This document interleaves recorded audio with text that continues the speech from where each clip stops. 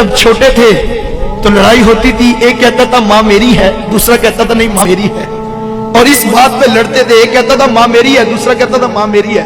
फिर कहते थे चलो माँ से पूछ लें, तो माँ फिर हंस के दोनों को टाल देती थी, क्योंकि उसे पता था कोई वक्त और भी आएगा, तो वो हंस के दोनों को टाल देती थी।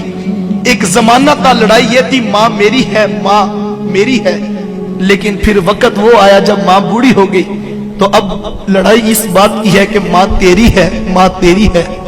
एक कहता है मैंने पिछला महीना गुजारा, मुझे पता मेरे बेटे कितनी आजमाइश में रहे हैं, मेरे बच्चों की नींद डिस्टर्ब रहती है माँ की खांसी से, मैं नहीं रख सकता, 4 महीने तुम निकालो हर कोई महीना, फिर देखूंगा क्या करना है। आज वही माँ बोझ बनी है जिस माँ के कदमों तले औलाद की जन्नत जुड़ी है। कि कोई नौजवान था तो वो अपनी माँ को यतीम खाने में छोड़ आया।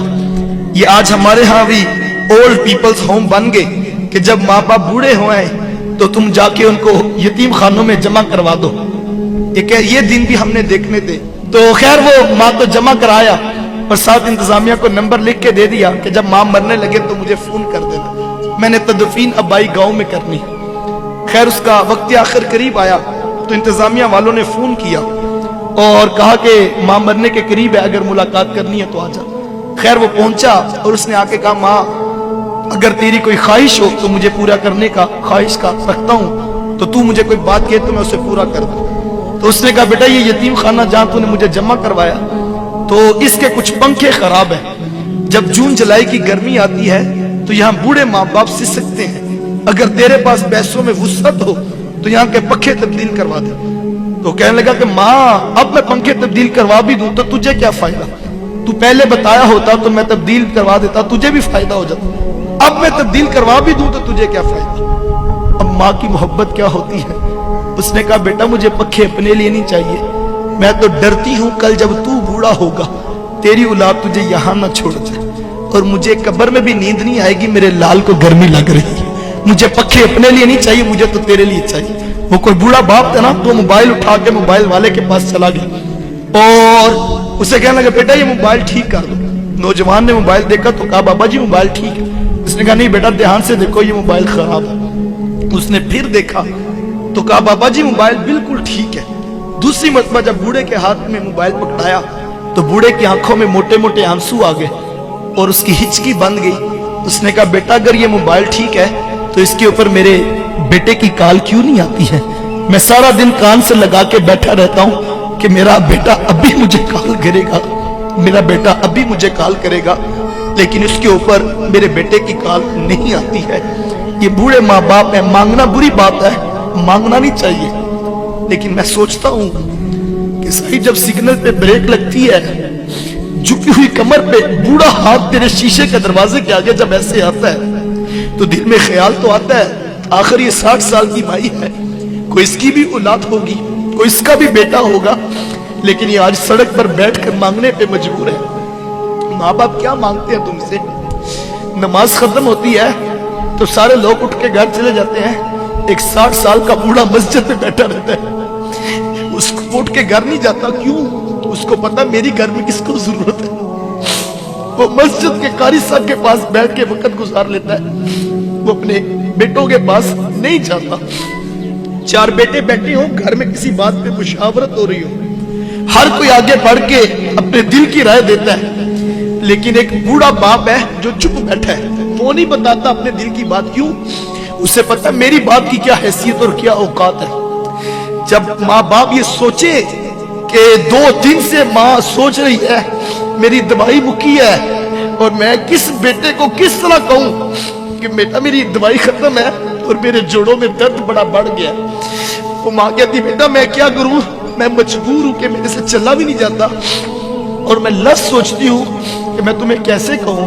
तो जो बाहर बैठ के 2000 का दोस्तों में डिनर करके आ जाता है, माँ की दवाई की खबर लेने के लिए उसके पास ना वक्त है ना उसके पास सोच है। मैं नौजवानों से कहता हूँ आज तुम्हें बुरा लगता है, तुम कहते हो मैंने ये करना है मैंने वो करना है, तुम्हें माँ बाप का टोकना बुरा लगता है। साहिब एक वक्त आएगा जब घर से चारपाई उठ जाएगी, वो चारपाई जो तुझे बड़ी बुरी लगती थी तूने उठा के सेन में रख दी थी। मेरे बच्चों की नींद डिस्टर्ब होती है, एक वक्त आएगा वो चारपाई जब उठ जाएगी तू घर में चिराग लेके भी ढूंढेगा, मेरी माँ मुझे मिले, मैं मशवरा करूं, मैं बाप से पूछूं मुझे बता जिंदगी कैसे गुजारूं, मैं क्या करूं। उस वक्त तुझे घर खाने को आएगा, लेकिन उस वक्त का पछताना कोई काम नहीं आएगा। अपने माँ बाप की कदर कर लो।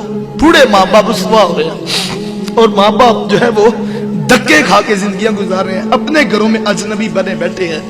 ये वो दुखड़ा है जिसका हम जो है वो अजाला कर सकते हैं।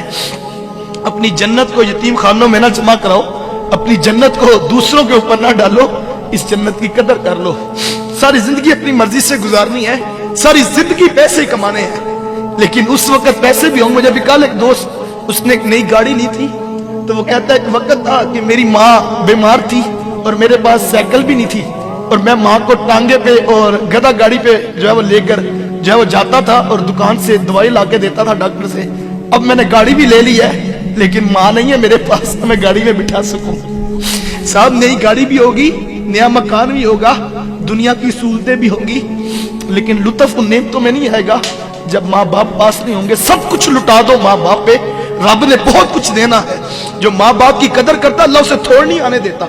सब कुछ लुटा दो, खुद भूखे रह लो, माँ की दवाई की, माँ के दूध के लिए अखराजात की टेंशन ना लो, सब कुछ लुटा दो उन पे।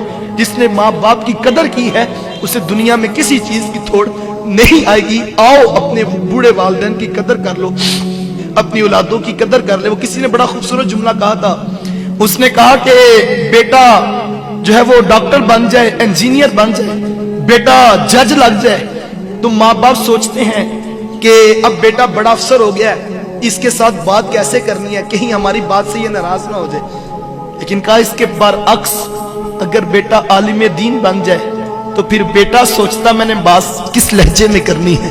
अगर मेरा लहजा भी ऊंचा हो गया तो अर्श का रहमान नाराज हो जाएगा और मेरा जो है वो खुदा नाराज हो जाएगा। कहा अगर बेटा दीन की राहों पे आ जाए तो फिर बेटा सोचता है कि कहीं मेरा लहजा ऊंचा ना हो जाए। आए अपने वालिदैन की कदर कर ले। अल्लाह ताला मुझे और आपको कहे हुए जुमलों पर और कही हुई बातों पर तौफीक अमल अता फरमाए। बस में कल दुआ है जिनके वालिदैन वफात पा गए, अल्लाह उनकी बख्शिश करे, रहमतों का हिसाब दे। जिनके जिंदा है सेहत और तंदुरुस्ती वाली जिंदगियां दे। इस वीडियो को शेयर जरूर करें, हो सकता है आपके एक शेयर से ये बात किसी के दिल में उतर जाए।